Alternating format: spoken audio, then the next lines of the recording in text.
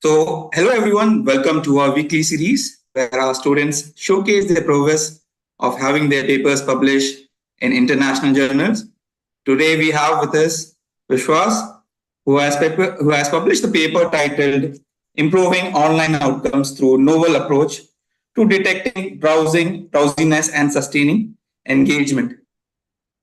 So, before moving forward, I would like to show you an example of how we at 360 Digit MG help our students achieve success. So, let's go through the example first. So, we have a student A and a student 360. Now, student A is trained at XYZ Institute and student 360 at 360 Digit MG.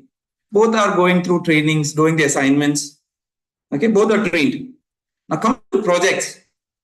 The student at A who has completed his training from XYZ Institute is working on dummy projects, which you will find in Kaggle, GitHub, and so on.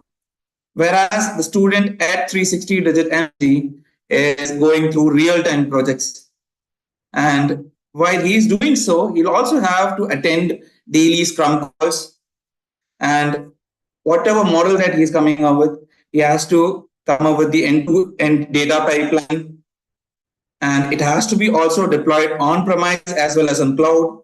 He'll also have the opportunity to attend client meetings, and the icing on the cake being you would also have the opportunity to have your names published in international journals. So we have with us Vishwas. How are you, Vishwas? Hope you're doing great. Yeah, I'm doing great, Vibin. Thank you for asking me. And how are you? Wonderful. So I would like you to take us through the project details. Sure, definitely. So actually, I worked on this project, which is basically image classification using AI model. So actual business problem is these days, like after COVID, the online education platform has become popular, right? Online classes, and some students may find it interesting. Some students they may find it drowsy at during some topics, and so basically this total project, what we do is we find the drowsiness whenever there is we like in the student's face, if there is any kind of drowsiness during any subjects or any topics. So at what time the student feel drowsy, during what topics exactly the students feel drowsy, so that we give the results generated to the teachers or the institute, so they make the topics better, more interesting, so that we can have the students engaged throughout the course, and it would give final output as well, like also a good result for the students. So basically, with this image classification, we use the model. Shall I go with what are the different AI models we tried? Yeah. Please take us through the architecture, the different models that you've tried. Sure. So actually, for this project, we need Indian data set because already there was project, because usually before doing any kind of project, we do the researchers with the help of project guide. Like we go through 10 to 15 researchers, and we get a fairly a good idea of what are the different models in can be used in the image classification or object detection, and what were the successful models already in previous projects has been implemented. So in one of the researches we have found like the YOLO model, RESTnet model, efficient net model. These three models fairly like done a best job in detecting the images for the image classifications. And since we need this Indian data sets, actually in the online we got like foreign data set, because those projects were done using the foreign data set for a different project similar to the image classification. Those projects were related to the car driving. So during the driving, if the driver falls asleep, it has to find the drowsiness. But our thing is during the classes, during the learning, right? So we needed an Indian data set. For that, we found a little bit challenging in getting the Indian data set. So at last, we found it in Kaggle as well as the RoboFlow. So in both these platforms, so initially we have gotten 20,000 images. So 10,000 for active students who are very interestingly engaging in the online classes. Mhm. Remaining 10,000 for drowsy or like feeling sleepy, yawning. So different kind of drowsy related images. So this is the first part of project, which is data collection. Then after Mhm. that, data pre-processing we have to do, because so first thing in AI models is it works well when we have a huge amount of data. This problem we faced with limited 20 images, but this 20 images plays a significant role because each image is a unique image. So what we have done is we have done data pre-processing. Along with it, we have done data augmentation. So Mhm. basically it increases the small size of images to 1 lakh images, which is pretty decent size for a training a deep learning model. Usually it Mhm. works well with a large size. So what are the different techniques we use in the data pre-processing as well as augmentation? So with the same images, we have resized it, we have add blurring to it, we have oriented the images, horizontal flipping, vertical flipping, and adding more colors to it, and contrast. So basically different types of features we have added to the images. So what it does is so this by training with these kind of different features, the deep learning model not only detects the face at the normal mode, even Mhm. if there is a glitch, or let's say little lighting is very less during live tracking, because Right. since we trained with these much of many features, it also correctly detects in those situations, even let's say in the evening time if you're tracking. So that's the main purpose of this data pre-processing and data augmentation we have done. After that, we have moved to the model deployment. So before Mhm. deploying the model, we have to find the best model, right? So basically, Right. we have found three best models from the research articles. Apart from that, we have also used the two latest models. So as you see, there are five models here.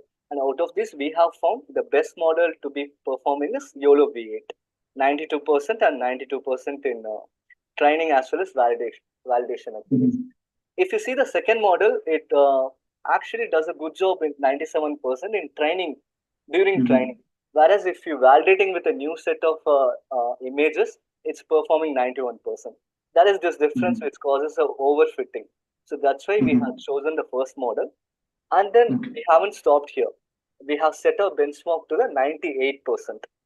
And we have what we have done for that.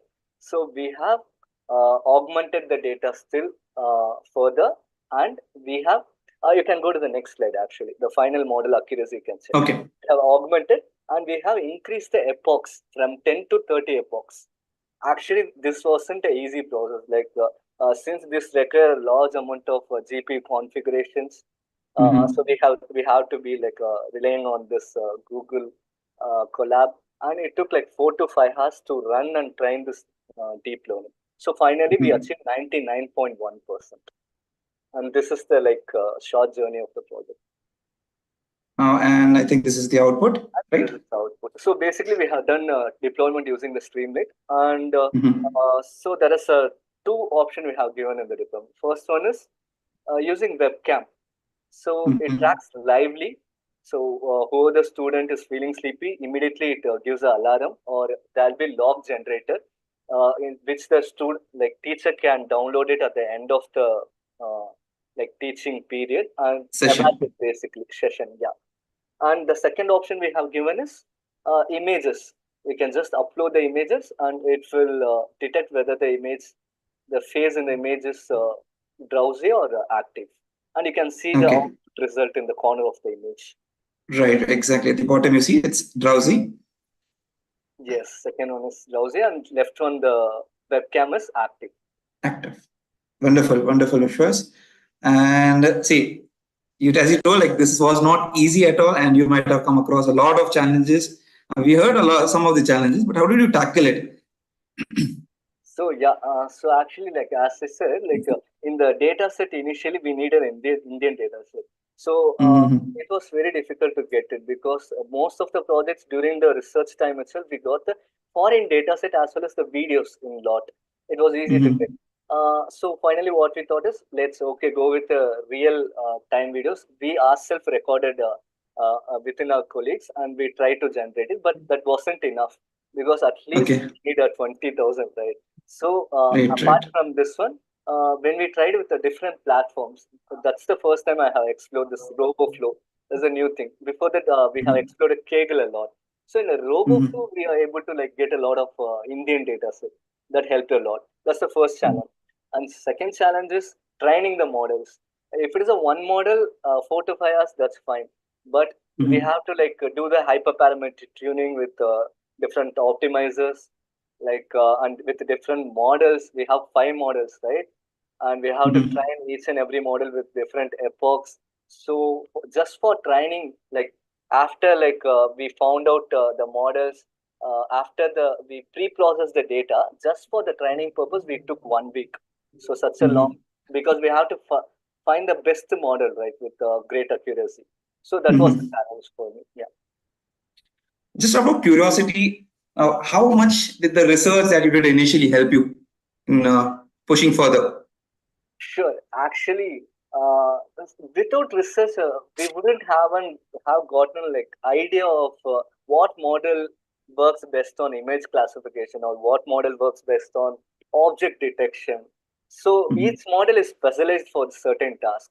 And going through numerous research articles actually helped us like gaining the knowledge of different models and what suits for our objective, business objective.